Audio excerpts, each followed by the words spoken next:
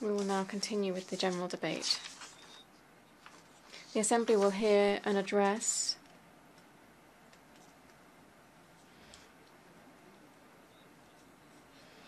by the Vice President of the Republic of Côte d'Ivoire, His Excellency Daniel Kablan Duncan.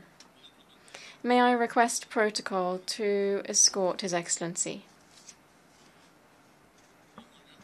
I have great pleasure in welcoming His Excellency Daniel Kablan Duncan, the Vice President of the Republic of Côte d'Ivoire, and I invite him to address the General Assembly. Gracias, señor Presidente. Thank you, Mr. President. Excellency, Mr. President, Mr. Tijani Mohamed Bande, President of the 74th session of the General Assembly of the United Nations, heads of state and government, heads of government and delegation, Your Excellency, Mr. Antonio Guterres, Secretary General of the United Nations, distinguished delegates, excellencies, ladies and gentlemen. Mr. President, I wish to address you on behalf of the President of the Republic of Côte d'Ivoire, His Excellency Mr. Alassane Ouattara, our warm congratulations on your outstanding election as President of the 74th session of the United Nations General Assembly. We wish you every success in your role. This election is a true source of pride both for your country, Nigeria, and for the Economic Community of West African States, ECOWAS, and beyond that, for the entire African continent. Our congratulations also go to your predecessor, Ms. Maria Fernanda Espinosa Garcés, particularly for her remarkable stewardship of the work of the 73rd session of the General Assembly, which was a clear success. Allow me finally to pay a particular tribute to our Secretary General, Mr. Antonio Guterres, for his leadership and for his commitment to peace and to development across the world.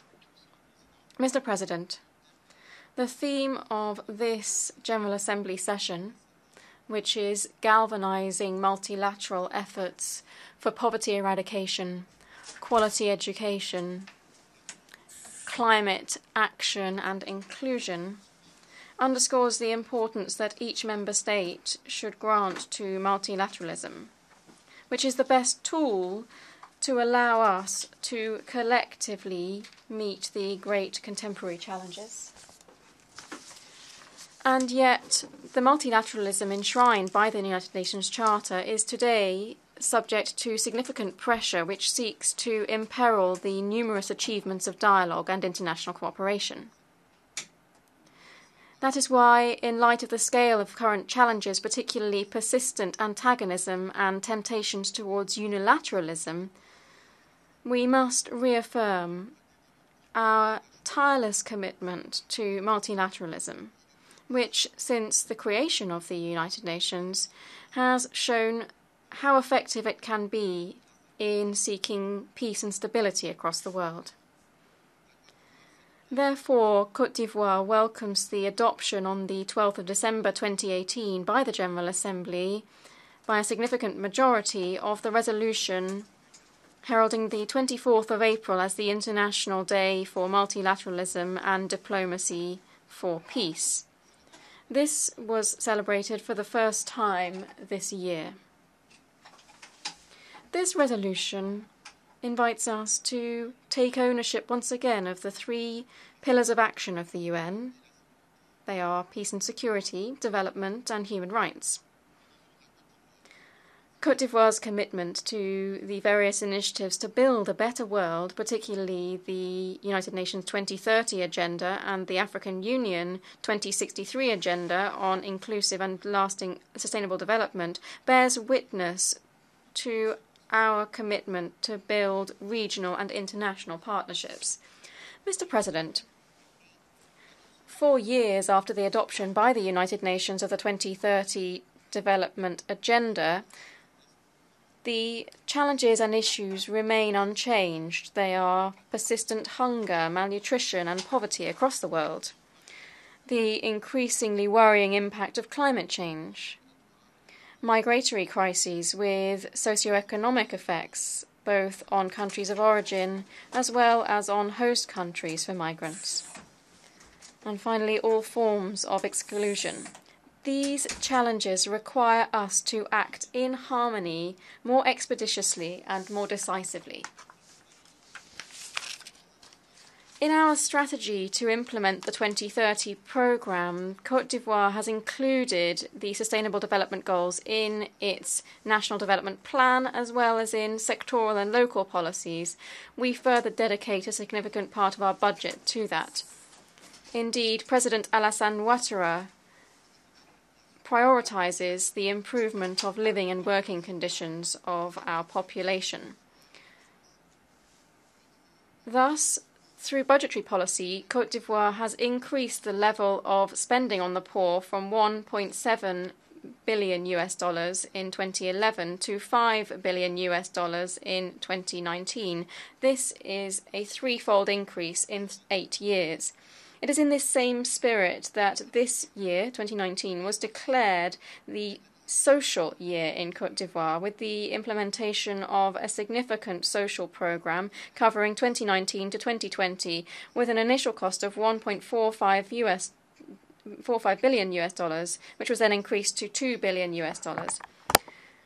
Very soon we will see universal medical coverage added to that. This was introduced in 2014, as well as the implementation of a productive social safety net system for a total amount of $150 million, which will allow 125,000 households to receive regular income from 2015 to 2024.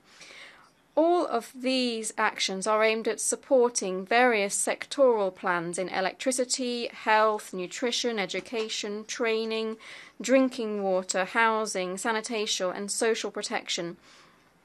They have all enabled significant progress in various social areas, leading to a significant fall in poverty rates. But all of these strategies to eradicate poverty can only achieve the expected results if supported by appropriate levels of funding from stakeholders, particularly the United Nations system. Mr. President, Côte d'Ivoire welcomes the holding on the 24th of January 2019 of the first International Day of Education, introduced by the UN General Assembly in 2018. Education, which is number 4 of the 17 SDGs, is indeed one of the responses to the challenges facing our societies and a response to our great contemporary problems. In this context, investment in human capital should be prioritized through particularly education, training, literacy programs, capacity building, and regular skills acquisition. To this end, the Côte d'Ivoire government has brought in free public primary education and education kits. We have further introduced compulsory schooling across our national territory for children from 6 to 16 years of age.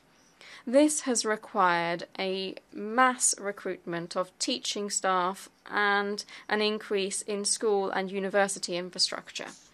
Moreover, the Strategic Literacy Plan, covering 2019 to 2024, aims to considerably reduce the rates of illiteracy to less than 10% by 2024. Here, we would like to underscore that African countries can only reduce social inequalities, particularly gender inequality, and catch up on the delays that they have faced if they have well-trained and well-nourished men and women. They also need to be in good health and have easy access to innovation and information and communication technologies as a strategic tool to speed up their development. In this context, UNESCO should play an increased role in improving our educational systems, because only through opportunities provided to women and to people in general, and particularly to our young people to forge their future, can we contribute to tackling scourges such as illegal immigration, drugs problems, criminality, radicalization of young people, terrorism, obscurantism, unemployment, marginalisation, social inequalities, and particularly gender inequality. Mr. President, the effects of global warming are increasingly noticeable across all regions of the world in general, and in particular in developing countries such as Côte d'Ivoire. Changes caused by this climate change have led to drought, deforestation, coastal erosion, natural disasters, falling agricultural yields, the displacement of populations, and the abandonment of their livelihoods. Climate changes threaten entire ecosystems that support food and nutritional systems for hundreds of millions of people. They degrade soils and lessen the nutritional value of foods that we grow. They further have disruptive impacts on environments for water and for our sanitation. All of these consequences pose a threat both to the health of our people as well as to food and nutritional security for our societies. And this is one of the greatest challenges facing present and future generations. We must also promote a green economy founded on promoting and protecting ecosystems, promoting clean technology and improving the productivity of our resources. In this context, it is more crucial than ever to, without delay and effectively abide by the commitments that we have made at an international level at the Conference on the Parties on climate change, and, in short order, adopt a global pact for the environment. Côte d'Ivoire, for its part, will firmly uphold its commitments for the climate in the context of the Paris Agreement adopted in 2015. We have, to this end, committed to reducing by 28% our greenhouse gas emissions by 2030, relying on the energy, transport, agriculture and waste management sectors to do so. We are particularly focusing on the energy transition towards renewable energy, towards developing a circular economy, and to ensure sustainable forest management. We aim to achieve 20% national forest coverage by 2030. This is our national strategy to address climate change 2015 to 2020. This was adopted by the government to include this particular theme in our sectoral policies. And to this end, we should be inviting developing and emerging countries, as defined by their responsibilities, to contribute further to mobilizing financial resources in accordance with the recommendations of the Paris Agreement adopted in 2015.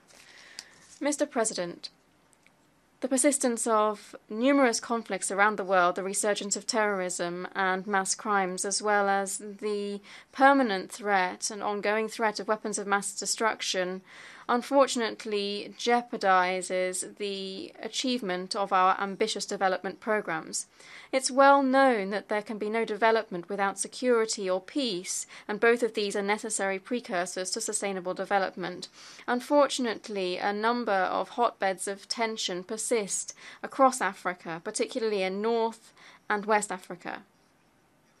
Different terrorist groups continue to cause significant loss of human life, not to mention the destruction of infrastructure, and thus contribute to weakening peace and stability in a number of countries.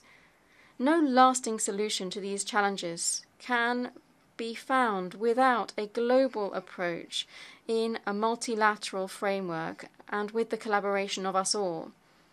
That was why, during the regional summit held on the 14th of September 2019 in Ouagadougou, the leaders of ECOWAS, Mauritania and Chad pledged to draw up a plan of action for $1 million over 4 years to defeat terrorism both in West Africa and the Lake Chad Basin. Mr. President, as Côte d'Ivoire prepares for the end of its mandate as a non-permanent member of the Security Council, it intends to reiterate its commitment to peace, security and development within the other bodies of the United Nations by harnessing the experience that we have gained and the cardinal values that underpin our diplomatic action. In closing, I wish to applaud our shared determination to work in full harmony to meet the numerous current and forthcoming challenges in order to guarantee a world of shared peace and prosperity for all of our people. Thank you very much. En nombre de la Asamblea On behalf of the General Assembly, I wish to thank the Vice President of the Republic of Côte d'Ivoire for the statement just made. May I request protocol to escort His Excellency.